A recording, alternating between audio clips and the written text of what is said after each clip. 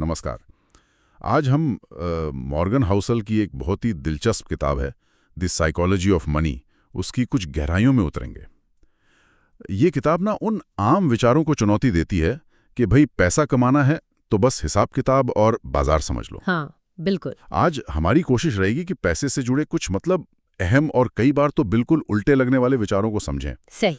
खासकर ये कि आर्थिक सफलता सिर्फ दिमाग तेज होने से क्यों नहीं मिलती।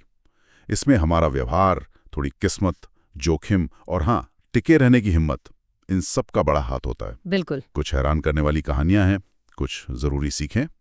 तो चलिए खोलते हैं इसे परत दर परत। हाँ, और इस किताब का मतलब मूल विचार ही यही है कि पैसे के मामले में आप कितना अच्छा करते हैं, ये इस बात पर उतना निर्भर नहीं करता कि आप कितने होशियार हैं, बल्कि इस पर ज्यादा कि आपका रवैया कैसा है, आप व्यवहार कैसे करते हैं।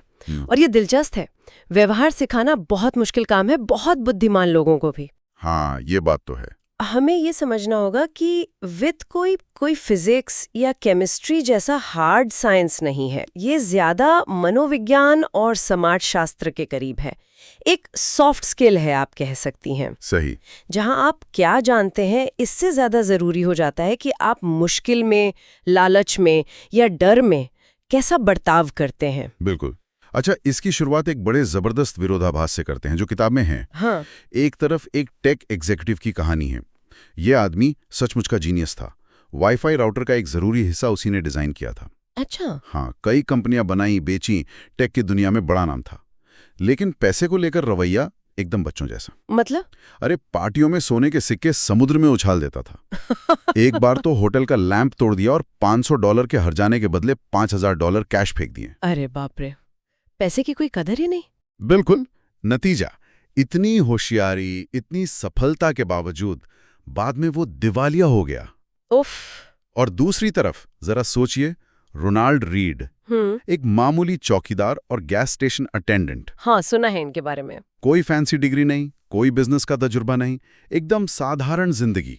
लेकिन उन्होंने एक काम किया लगातार। क्या? जो थोड़ा बहुत पैसा वो बचा पाते थे, उसे ब्लू चिप स्टॉक्स में लगा दिया। अच्छा, मतलब अच्छी भरोसेमंद कंपनियों में। हाँ, बिल्कुल। और फिर इंतजार किया, दशकों तक इंतजार किया। दशकों तक? हाँ। 2014 में जब 92 साल की उम्र में उनकी मृत्यु हुई तो पता चला उनकी संपत्ति $8 मिलियन से ज्यादा थी। $8 मिलियन चौकीदार और अटेंडेंट की? हाँ, करीब 60 करोड़ रुपए, और उसमें से ज्यादातर उन्होंने दान कर दिया। ये कहानी ये वित्त की दुनिया की एक अजीब सी सच्चाई दिखाती है ना?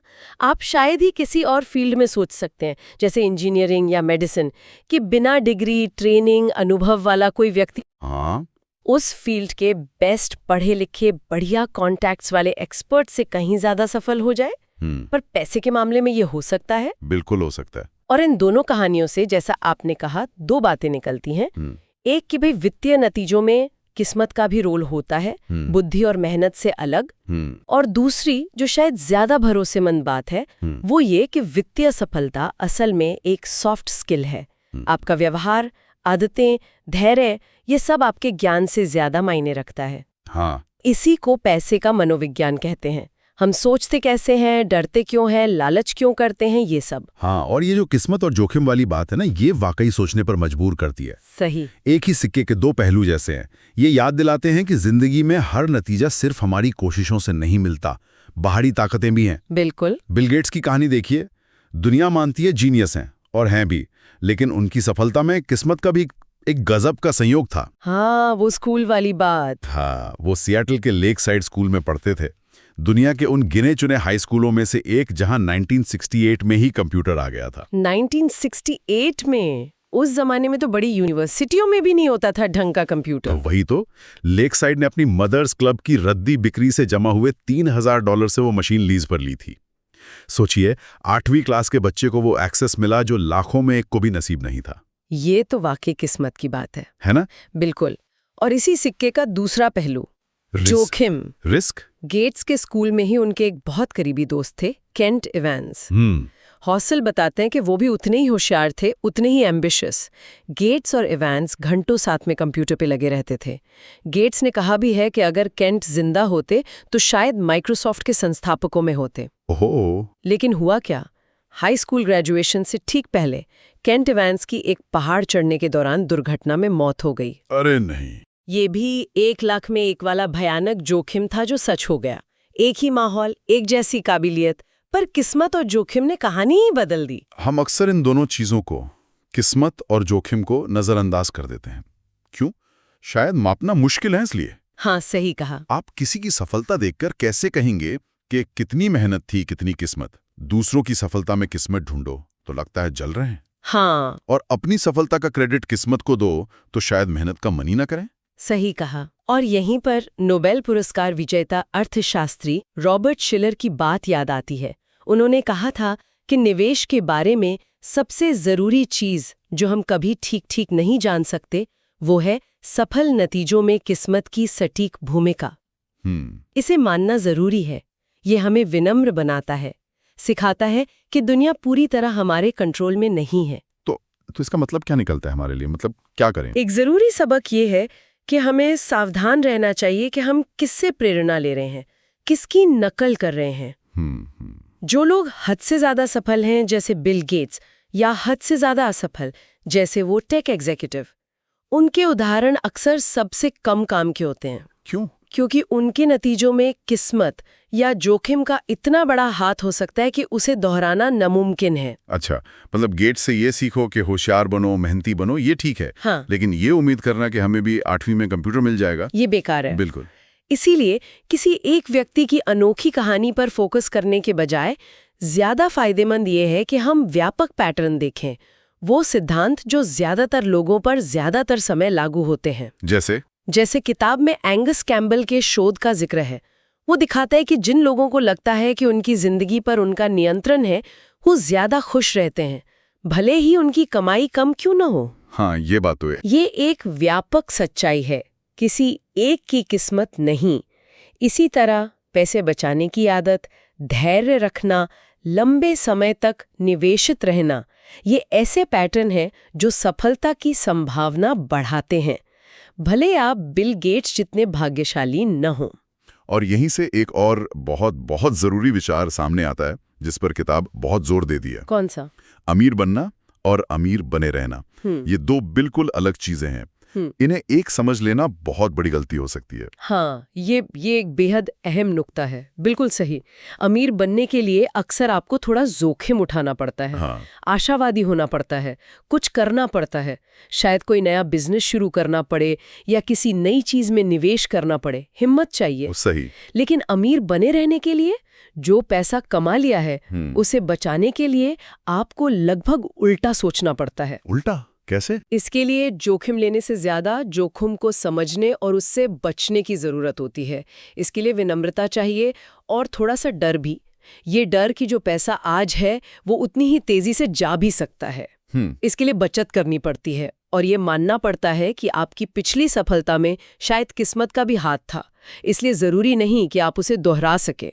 अमीर बने रहने का तरीका अमीर बनने के तरीके से बहुत अलग है। किताब में जैसी लिवरमोर का क्लासिक उदाहरण है, सुना है इनके बारे में? हाँ, मशहूर ट्रेडर थे। हाँ। 20वीं सदी के शुरू में 1929 के ग्रेट डिप्रेशन में उन्होंने बाजार गिरने पे दांव लगाया, शॉर्ट सेलिंग की, और खूब पैसा बनाया। हाँ, उस जमाने में करीब $100 मिलियन, आज के अरबों। वो अमीर बनने में उस्ताद थे, लेकिन टिक नहीं पाए। बार बार बड़े जोखिम भरे दांव लगाते रहे, कई बार सब गंवाया और अंत में कर्ज में डूबे, निराश, आत्महत्या कर ली। दुखद। अमीर बनना जानते थे पर बने रहना नहीं। बिल्कुल। और इसकी तुलना कीजिए वॉरेन बफेट से। हाँ, बिल्कुल विपरीत कहानी। बफेट की सफलता का राज सिर्फ ये नहीं कि वो महान निवेशक हैं, बेशक है, लेकिन असली कमाल है दशकों तक टिके रहना।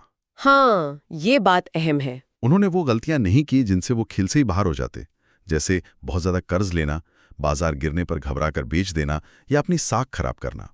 वो बस टिके रहे। हाँ, और इसी टिके रहने ने, इसी लंबी अवधि ने कंपाउंडिंग को अपना जादू दिखाने का मौका दिया। हाँ, कंपाउंडिंग, चक्रवृद्धि ब्याज, जहां आपका पैसा और उस पैसे पर कमाया रिटर्न दोनों मिलकर और रिटर्न कमाते हैं। धीरे धीरे काम करता है पर लंबे समय में कमाल कर देता है। ये कंपाउंडिंग वाली बात बहुत जरूरी है। लोग बफेट के शानदार रिटर्न देखते हैं, पर ये भूल जाते हैं कि उनकी 90 अरब डॉलर से ज्यादा की संपत्ति का लगभग 99% हिस्सा उनके 50वें जन्मदिन के बाद बना है। 99%? 50 के बाद? हाँ, और करीब 97% तो 65 साल की उम्र के बाद। क्यों? क्योंकि उन्होंने बहुत कम उम्र में निवेश शुरू किया और फिर दशकों तक, लगभग 75 सालों तक निवेशित रहे। 75 साल? हाँ, उनकी तुलना जिम सिमंस से होती है, जिनके हिज फंड ने शायद इतिहास में सबसे ज्यादा सालाना रिटर्न दिया है, करीब 66%। बफेट का औसत रिटर्न इससे काफी कम है, करीब 22%। फिर भी बफेट ज्यादा अमीर है? हाँ, कहीं ज्यादा। क्यों? क्योंकि बफेट ने ये अच्छा रिटर्न 75 साल तक कंपाउंड होने दिया, जबकि सिमंस ने अपना फंड 50 की उम्र में शुरू किया। बफेट का कौशल सिर्फ अच्छा निवेशक होना नहीं, बल्कि लंबे समय तक एक ठीक-ठाक निवेशक बने रहना है। टिके रहना ही असली ताकत है। और टिके नए रह पाने का एक और उदाहरण किताब में है रिक गेरिन। हाँ, बफेट और मुंगर के शुरुआती साथी थे। हाँ, उतनी ही होशियार। लेकिन 1973-74 की भयानक मंदी आई और गेरिन उसमें बर्बाद हो गए। क्यों? क्योंकि उन्होंने लेवरेज का इस्तेमाल किया था, उधार लेकर निवेश। ओह, ये खतरनाक हो सकता है। बिल्कुल। जब बाजार चढ़ता है तो मुनाफा कई गुना, लेकिन जब गिरता है तो नुकसान भी कई गुना। आपको बर्बाद कर सकता है। गेरिन जल्दी अमीर बनना चाहते थे, ज्यादा जोखिम लिया, और जब बाजार गिरा तो उन्हें अपने शेयर कौड़ियों के भाव बफेट को ही बेचने पड़े। और बफेट टिके रहे। हाँ, बफेट और मंगर भी मुश्किल में थे, पर उन्होंने लेवरेज नहीं लिया था। वो टिके रहे।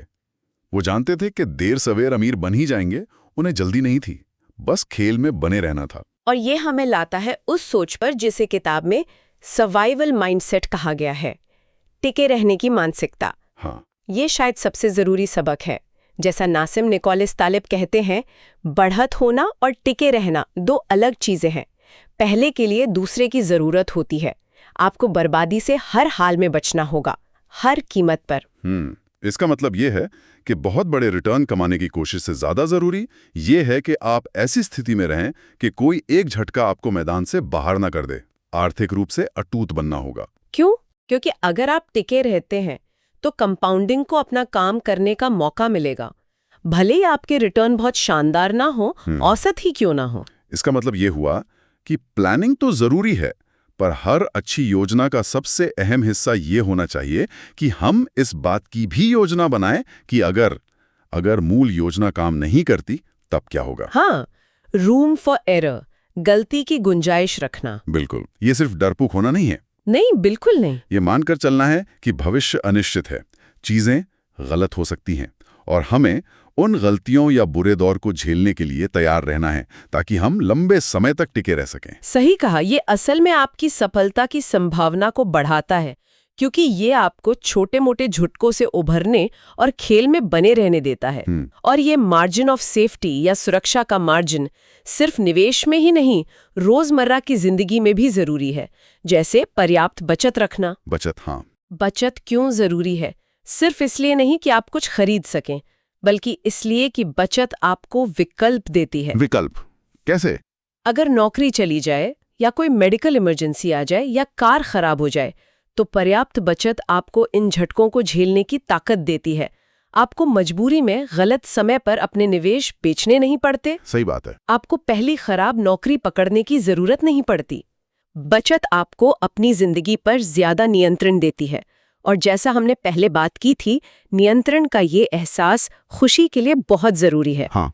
तो गलती की गुंजाइश रखना, चाहे वो निवेश में हो या बचत में, आपको न सिर्फ आर्थिक रूप से बचाता है, बल्कि मानसिक शांति भी देता है। तो अगर हम आज की इस पूरी बातचीत को समेटे, तो मॉर्गन हाउसल की किताब द साइकोलॉजी ऑफ मनी से कुछ बहुत ही गहरी और काम की बातें निकली हैं। हाँ। सबसे पहली और सबसे बड़ी बात, पैसे के मामले में आपका व्यवहार आपकी बुद्धि से कहीं ज्यादा मायने रखता है। एक शांत स्वभाव वाला औसत निवेशक भी एक बेचैन जीनियस से बेहतर कर सकता है। बिल्कुल। दूसरी बात, किस्मत और जोखिम असली ताकतें हैं। इन्हें मानना और इनके लिए योजना बनाना जरूरी है। सिर्फ अपनी काबिलियत या दूसरों की सफलता असफलता को ही सब कुछ मान लेना ठीक नहीं। हाँ, विनम्रता जरूरी है। और तीसरी अहम बात, अमीर बनना और अमीर बने रहना ये दो अलग अलग कौशल हैं। हाँ। अमीर बनने के लिए शायद हिम्मत चाहिए, पर अमीर बने रहने के लिए विनम्रता, थोड़ा डर और सबसे बढ़कर टिके रहने की जबरदस्त क्षमता चाहिए। ताकि कंपाउंडिंग अपना जादू दिखा सके। बिल्कुल। और इन सबके मूल में है आपका मनोविज्ञान। आप डर, लालच, अनिश्चितता और दबाव में कैसे सोचते और व्यवहार करते हैं। तो आज की इस चर्चा से हमने देखा कि भाई वित्तीय सफलता सिर्फ नंबरों, चार्ट्स और स्प्रेडशीट्स का खेल नहीं है। नहीं, बिल्कुल नहीं। ये कहीं ज्यादा गहरी है। मानवीय भावनाओं, हमारे व्यवहार के पैटर्न, किस्मत के उतार चढ़ाव और जोखिम की अनिश्चितताओं से जुड़ी है। सही। ये सिर्फ इस बारे में नहीं है कि आपकी नेटवर्थ कितनी है, बल्कि इस बारे में भी है कि आप रात को चैन की नींद सो पाते हैं या नहीं। आपके पास अपनी जिंदगी को अपनी शर्तों पर जीने के कितने विकल्प हैं। और ये हमें एक जरूरी सवाल पर लाकर छोड़ता है। अगर हम ये मानते हैं कि वित्तीय सफलता में व्यवहार, मनोविज्ञान और बाहरी कारक जैसे किस्मत इनकी इतनी बड़ी भूमिका है, तो फिर किसी व्यक्ति को अपनी वित्तीय प्रगति को कैसे मापना चाहिए? क्या सफलता का पैमाना सिर्फ बैंक बैलेंस, नेटवर्थ या रिटर्न ही होना चाहिए? या फिर हमें सफलता को लचीलेपन, अपने समय पर नियंत्रण, परिवार और दोस्तों के साथ अच्छे रिश्ते और मन की शांति जैसे पहलुओं से भी जोड़कर देखना चाहिए? ये सोचने वाली बात है। हाँ, ये ऐसे पहलू हैं जिन्हें स्प्रेडशीट में मापना मुश्किल है, लेकिन शायद जिंदगी की गुणवत्ता के लिए ज्यादा मायने रखते हैं। सोचने वाली बात है ना?